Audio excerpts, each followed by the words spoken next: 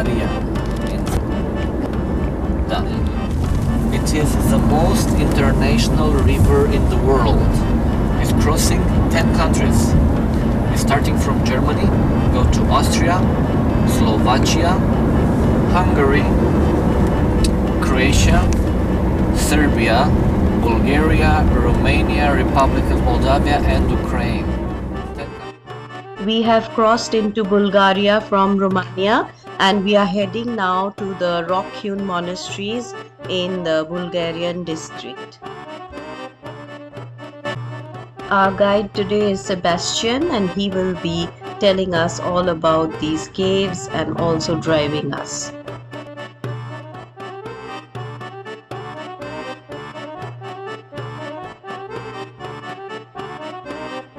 Romania a bigger country also?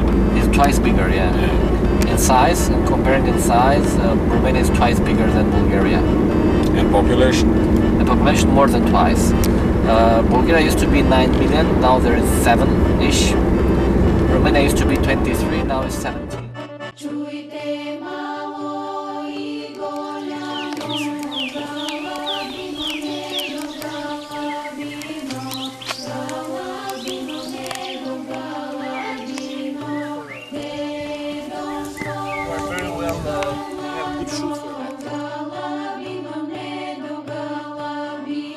We have reached the St. Archangel Michael rock-hewn monastery. This monastery was cut out of the limestone rocks during the 13th century and it was founded by a monk named Joachim. The Ottomans persecuted both the Christians and the Buddhists and this is where they went into hiding. The only way these caves could be accessed was by the rope ladders that the monks would lower down to people they knew who were safe.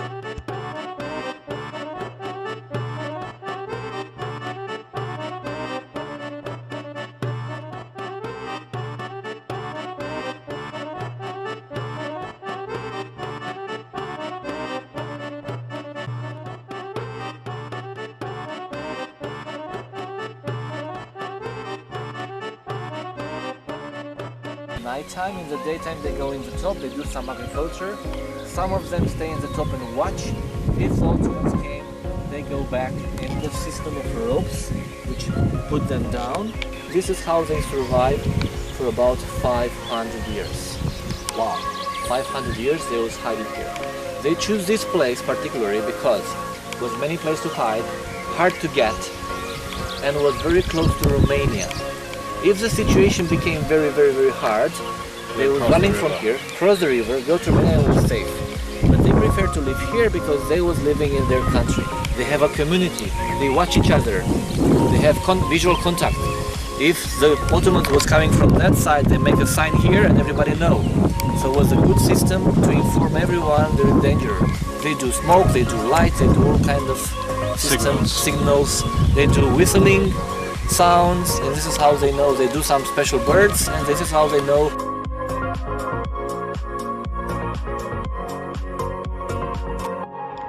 These churches and monasteries are in the Rusensky Lom River Valley near the village of Ivanovo. The frescoes have very high value because they belong to the Tamovo school of painting, so it has been granted the UNESCO Heritage Site.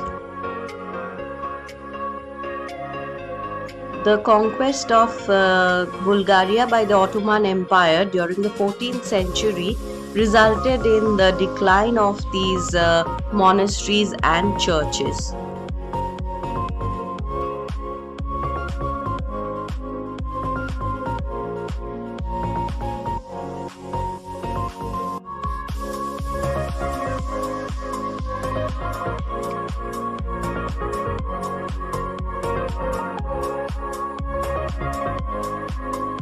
A wooden bridge or a ladder? There was a wooden bridge on the side here. Connecting to? Connecting to the entrance. The entrance was through this part. It was very hard to get here. This is the whole idea, because this was the main church of this region, and they tried to make it very safe. Now they removed that part, which was the came here. So, the church is the Greek Orthodox Church because the Greeks took it from the Byzantine. The Byzantine Empire is half of the Roman Empire before. They split in two. Half of the Roman Empire became Byzantine with capital in Istanbul, Constantinople, and the other half became Catholic with the capital in Rome. But it's the highest attraction in Istanbul because it's a huge place.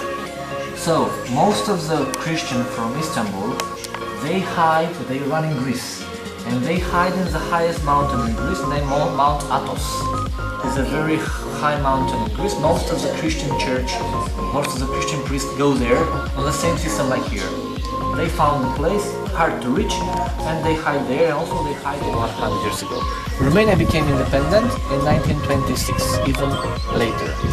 Now each of these two countries have a patriarch, which is like some kind of local pope. So they are independent religiously. So they decide for themselves what to do. They have what their church gonna do. So not anymore part of the Greek. But the religion which we have here is Greek. The second room is the main room of the church, it's called naos. And where the ladies stay there used to be a wall, you can see on the bottom. That place is altar. In that place only the priests go inside and only the men are allowed to go in. Women and children. This is divided by sexes and they let a gap in the middle because the priest is coming time to time and they do some blessing.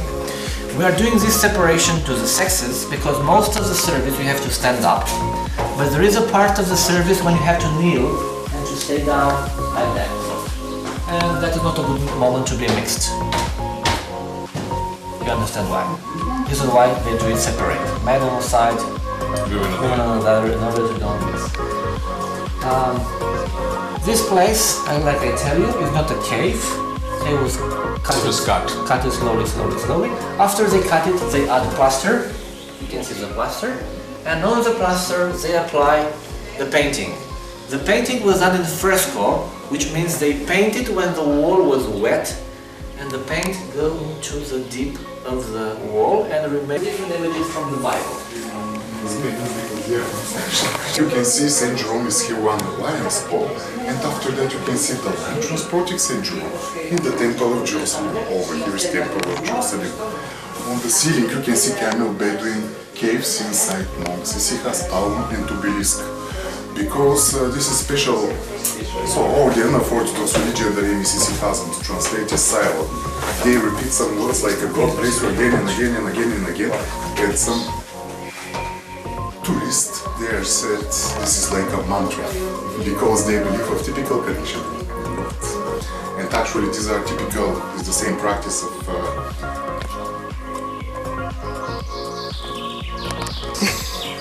We call them Indo-Europeans because they came from India area to Europe. Actually, they all originated from the Caucasus. Yeah.